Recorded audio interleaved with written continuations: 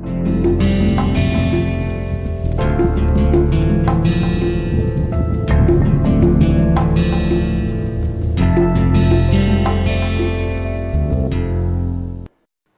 and welcome to lecture 10 of thin film deposition. We will continue our discussion on sputtering process in this lecture. Okay. In the last lecture we had seen that how by using AC plasma we can use the sputtering process more effectively. Okay. In this we will build on that and we will go towards more energy efficient and large area deposition. But before we do that, let us discuss the targets. Okay. We had said that we can use various targets as a cathode in our process, so that the ions bombard on it. Okay. These targets can be made of metals, you can use metals, we can use semiconductors, we can use insulators. Okay. We can use various compounds like oxides, nitrides, okay, fluorides, various compounds we can use, and we can also use oxides, nitrides of multi components. Okay. Because we had also seen that how the stoichiometry is kept exactly as the composition of the target in the sputtering process. Okay. These sputtering targets can be made if we are using a metal by forming. So, you start with the metal melt and you can solidify that metal in a required shape, right. For insulators and oxide nitrides, you can use powder metallurgy route.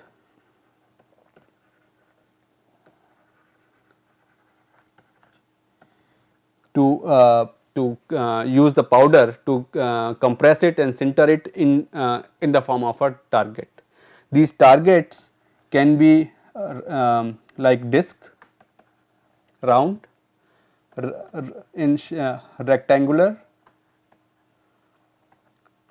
cylindrical, and various other shapes. Okay. You can cast as disc or rectangles for metals, or use powder metallurgy for insulators and oxides, oxide nitrides and various other ceramic materials. Okay. One issue that we should keep in mind, that density should be high of these targets. Okay. And to give them good mechanical strength, because they are being bombarded by high energy ions. So, they should keep their mechanical integrity. Okay. If they are not very dense, they might just fall apart during the process. Okay. Also, during the process of sputtering, when the high energy ions are bombarding on your target, this target gets heated. Okay. Targets get heated during sputtering. Okay. So, there should be a cooling mechanism. So, usually there is a cooling mechanism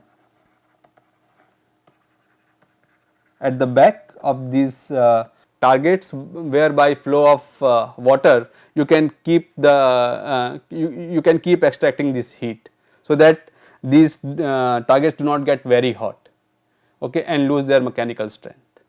Okay. In case of insulating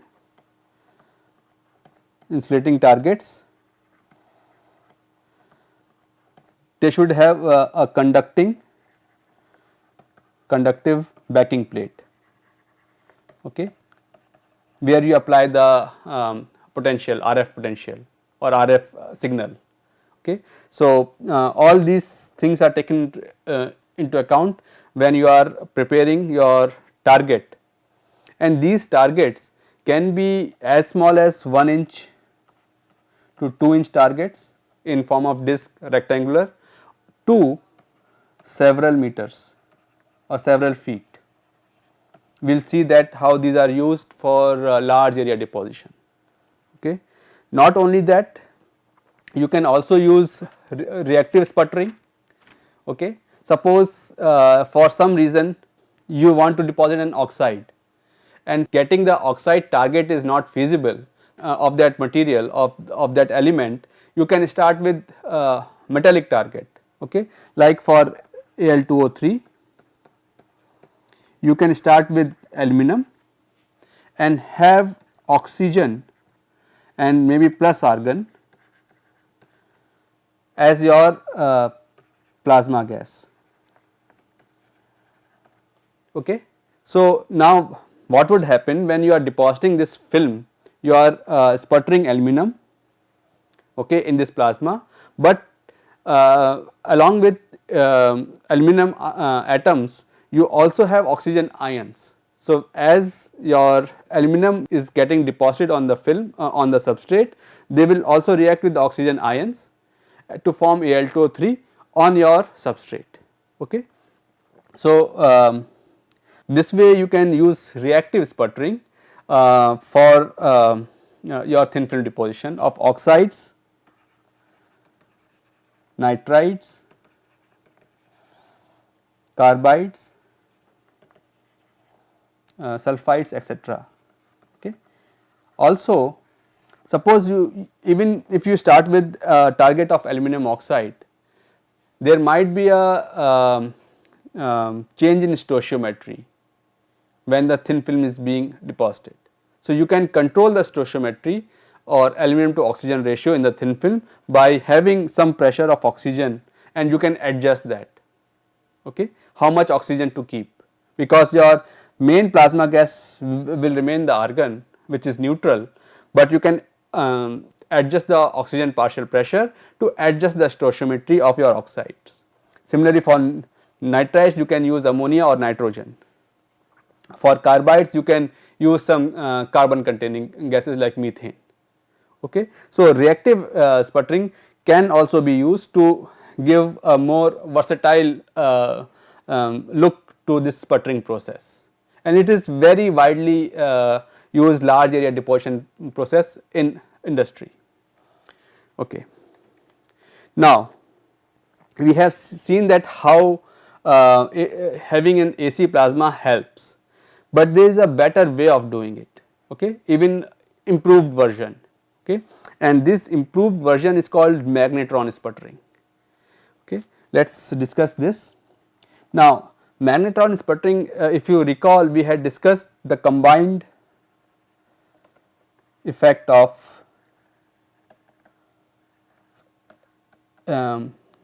electric and magnetic fields on charged species. Okay. So, we had discussed this part when we were discussing plasma.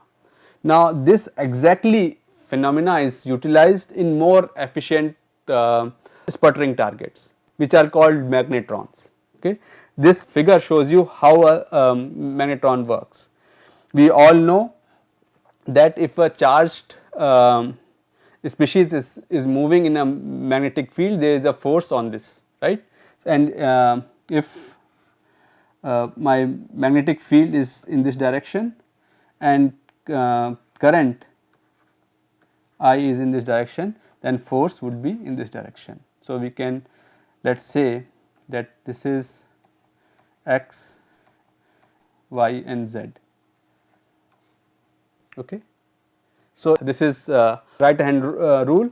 If my current is in this direction along the index finger and the magnetic field is along the middle finger, then the force would be upwards, like in the direction of the thumb. So, which is shown here. Okay. Now, let us come to this picture which describes magnetron. In this, you see that we have a target here, which is represented by red dots, and there is a magnet behind. Okay. The design of the magnet is such that these magnetic lines are these parallel lines here. So, this is the magnetic field lines, at this point. Okay. So, this is the magnetic field direction in this picture. Okay. Electric field is in this direction. Okay. So, if electric field is in this direction, which means the electron current is going in the other direction. Okay. So, these green, because this is cathode and anode, this is anode. So, my electric field is in this direction. So, when we have these perpendicular electric and magnetic fields, the force on the electrons will be in the third direction, third perpendicular direction, which is in the plane of this screen or the paper. Okay. So, my force on the electron is in this direction. Now, so it will force the electron to move in the direction of plane, and then what we do is have this target and the magnetron in form of a circle. Okay. So, this is the side view, and the top view of this would be like this. Okay. So, where in the middle I have my north pole and my south poles are here. Okay. Now, the electric field lines, if you are looking from the top, are perpendicular to the plane. Magnetic field lines are radial. Okay. So, these two will affect the motion of electrons in a direction which is along this. So, this is the force on electrons. What will happen? This electrons will start circular motion at the surface of my magnetron gun, and they will be confined to this region. So, when they are confined to this region, they are not being lost. Okay. And same electrons, when they are making many circular paths, they are ionizing gas ions very close to the surface of your target. They are not ionizing gas ions far away, they are very close to the surface. And once they are very close to the surface, then the ions which are being produced here due to ionization process, they are not being lost anywhere, because they quickly get accelerated towards cathode. Okay. So, this is my cathode target, behind which I have put a circular magnetron.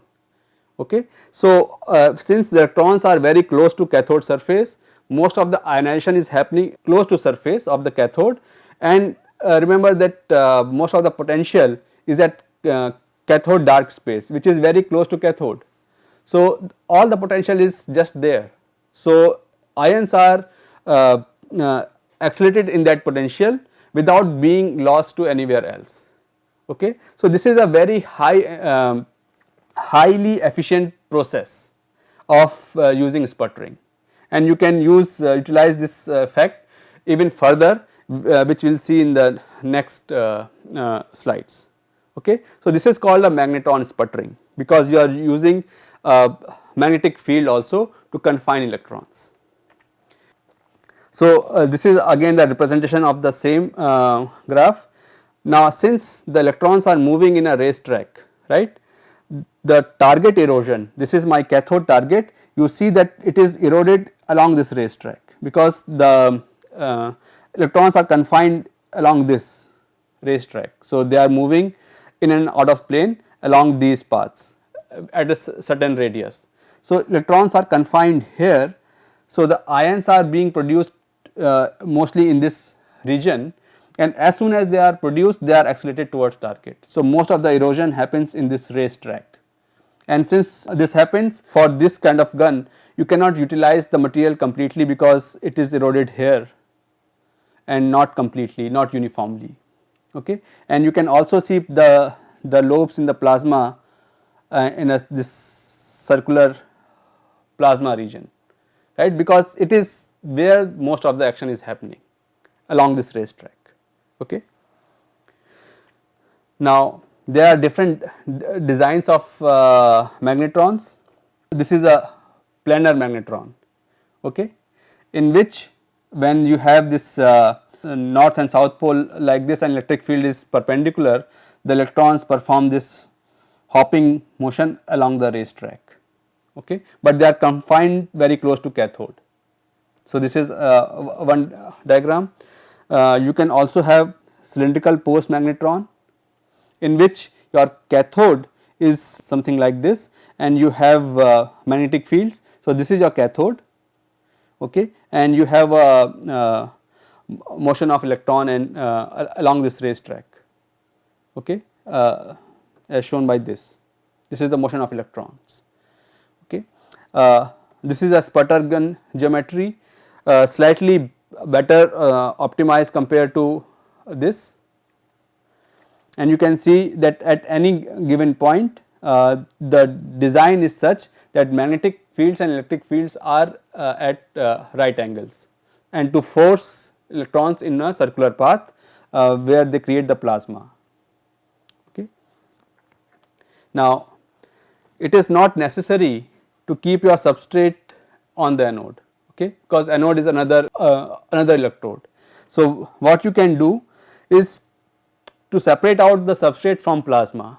We do not want any effect of plasma on my thin film, okay. We do not want any of the energetic ions of plasma or electrons of plasma to interfere with my thin film, okay, for various reasons, okay. So, you can also have anode very close to your cathode or target in this geometry, okay, such that at any place the electric field and magnetic fields are at right angle, okay, and which will force electrons to move in out of plane in this geometry and in a racetrack, okay. So, you can avoid keeping substrate on anode or having any effect of plasma on your thin film by keeping the plasma separate from your substrate, okay. This is also used because to avoid any ion bombardment and high electron current flowing through substrate or your film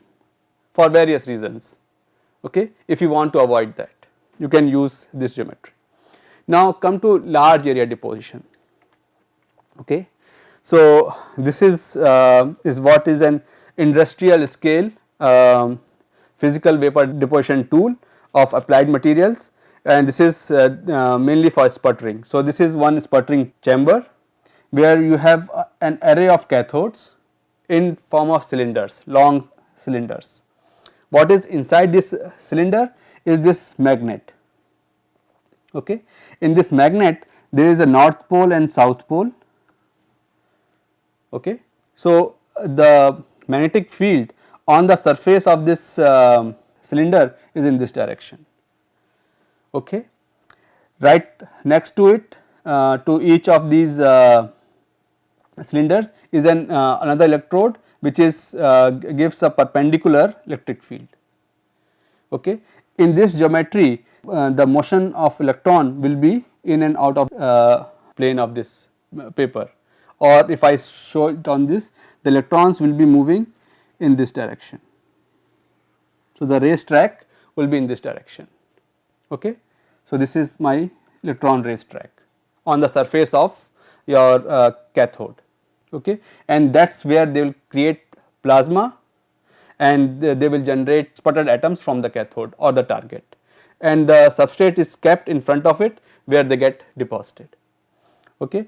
In this geometry, because there are some gaps, so that to have a more uniform deposition, you can change the direction of the magnet. So, you can have the magnet pointing straight, slightly to the left or to the right, so that you can cover the entire area and deposit the entire area uniformly in front of that that particular cathode, okay. Now, to avoid this racetrack like situation that we had seen here, which is not very compatible with industry, because you do not want to open your chamber, take out this target, reprocess it to reclaim the material. You want to utilize, once you have made the target, as much as possible, okay. So, for that you can have a rotation of the target. So, your target, the cathode, on top of this will keep rotating. So, at any given point a new surface of the target comes behind the racetrack, okay. So, racetrack is fixed, which is managed by this magnet inside, but your target surface is rotating. So, you get a uniform erosion from all across the cylindrical surface, okay, which results in much more efficiency, because you can almost utilize entire surface of this target for deposition process, okay. And these kind of systems can be used to have a uniform deposition on over large area as large as 10 feet by 10 feet of glass, and these are mainly used in display industry for large area displays, TVs and computer monitors, okay. So, just let me describe this this big station here. There is a glass loading unloading region here, and then is a vacuum load lock. So, first the glass moves in this, and then you have various process chambers, okay. So, one process after another can be carried out, and thus glass keeps moving from one chamber to another chamber in vertical position, and while the thin films are being deposited layer by layer, okay. Now, so this was this rotary cylinder targets. You can also use another geometry of the targets, where you have various pieces of this this target made separately and joined together to have a uniform target. So, this is a uniform target. It can be again 8 feet by 8 feet to 10 feet by 10 feet, okay. Now, how do we use this for uniform sputtering, right? Again, if we have a one magnet behind, there will be a fixed racetrack, and fixed racetrack means there will be a fixed erosion profile. We will not be able to use this target efficiently, and nor we will get a very uniform deposition. So, what is done, that you have this target, and behind this you have a rectangular magnetron, okay, with north and south poles. So, and which is scanned. So, this is scanned behind this large target. So, this width of this would be exactly like this, but this length can be much smaller, okay. And the racetrack on top of this in the front of cathode will be like this, okay. So, this will be the racetrack for electron motion and also the sputtering pattern. Now, when you are scanning, so you will have sputtering from this region, and you are scanning this across this entire length back and forth, and then you will have a uniform sputtering from the entire target and the uniform deposition on your substrate, which is kept in front of it, a large sheet of glass, okay. So, this is another way of using large area sputtering chambers, okay, and these can be very uniform, less than 5% thickness variation across 8 feet by 8 feet or 10 feet by 10 feet, which is the industry norm for display industry. Now, not only rigid substrate, you can also use flexible substrate like web coating we had discussed for thermal evaporation or e-beam evaporation. You can have a roll of web or flexible substrate which is moving in front of a sputtering target, which is here, okay. So, as you move your web in front of this target, which is being where the sputtering process is happening, and you can control the speed of this web to have a uniform thickness deposition, uniform thin film deposition as it moves across this sputter target. And these can be very huge systems. If you see this picture here from again from applied materials, you see it has many chambers, okay, and there is a drum over which your web moves, okay. So, there is a drum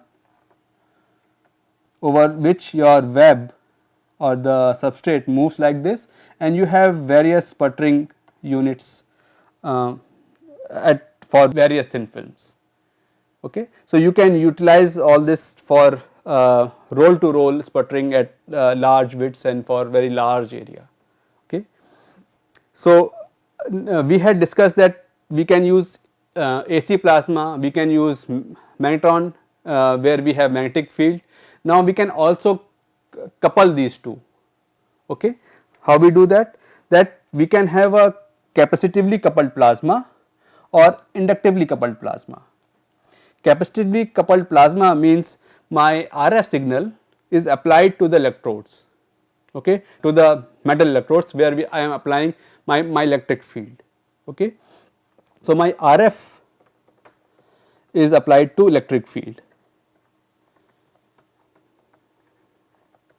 Okay. And this helps in because of its AC effect, even improves the efficiency of magnetron. So, we have a magnet there, but we are changing the direction. So, electrons can rotate back and forth, or we can also use an inductively coupled plasma where we are not changing the electric field, but we are changing magnetic field by RF plasma. Okay. This way, by changing the magnetic field, we can oscillate the electrons in the plasma for more higher efficiency. Okay. So, these are more complex systems, and they are very often used in various processes. Okay. So, with this I will end my discussion on sputtering, and this is also the end of week 6 for this course. In the next week we will start to discuss chemical vapor deposition techniques. Thank you.